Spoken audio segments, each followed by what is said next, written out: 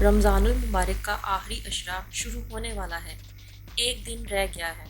مال و دولت پانے کا وظیفہ، سورۃ الضحیٰ کا عمل۔ الحمدللہ رمضان المبارک کا تیسرا عشرہ جو سب سے قیمتی، سب سے زیادہ اہم ہے، اور سمجھ لیں کہ آخری وقت ہے۔ اس میں زیادہ سے زیادہ اعمال اور وظائف ہیں۔ ان کو زیادہ سے زیادہ کریں تاکہ جو سعادتیں رہ گئی ہیں، جو گھڑیاں رہ گئی ہیں، اس کے اندر ہم اپنے آپ کو اس مہینے کے حوالے سے قبول کروا لیں، تاکہ اس کے بارے میں اللہ نے فرمایا ہے کہ پہلا عشرہ ہمیں نصیب ہوا، اور دوسرا عشرہ ہمیں نصیب ہوا، اور تیسرا عشرہ بھی ہمیں نصیب ہوا، اور اس میں ایسے ایسے اعمال کریں، ایسے ایسے وظائف کریں کہ جو کہ روزی حاصل کرنے میں بہت ہی اہم کردار ادا کرتے ہوں، اور بہت زیادہ بے روزگاری ہے، بہت زیادہ اس حوالے سے، کیونکہ جیسے کہ حالات چل رہے ہیں ہر ایک شخص پریشان ہے۔ تو اس عمل کو لازمی کیجئے، انشاءاللہ آپ کو بہت فائدہ ہوگا۔ انتہائی آسان اور چھوٹا سا عمل ہے۔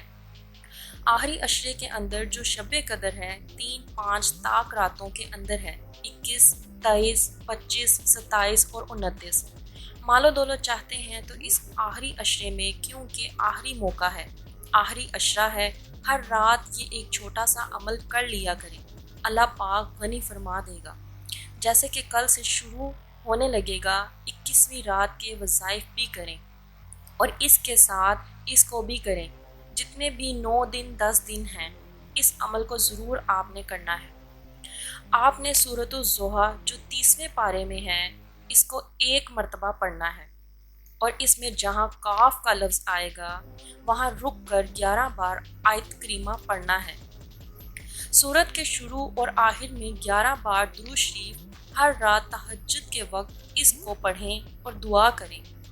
یہ ہر رات تہجد کے وقت اس عمل کو کریں اور دعا کریں، انشاءاللہ عزیز اللہ تعالی مبارک آپ کو مال و دولت کے اسباب پیدا فرما دے گا، بے روزگاری ختم ہو جائے گی، اور کاروبار انشاءاللہ چلنے لگ پڑے گا۔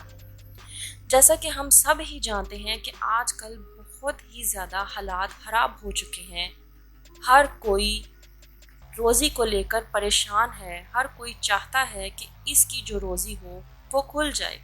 تو یہ جو وظیفہ میں نے آپ کو بتایا ہے، اس وظیفے کو کرنے سے آپ کی اس قسم کی تمام مشکلات ختم ہو جائیں گی، اور آپ ایک دم سے خوشحال ہو جائیں گے۔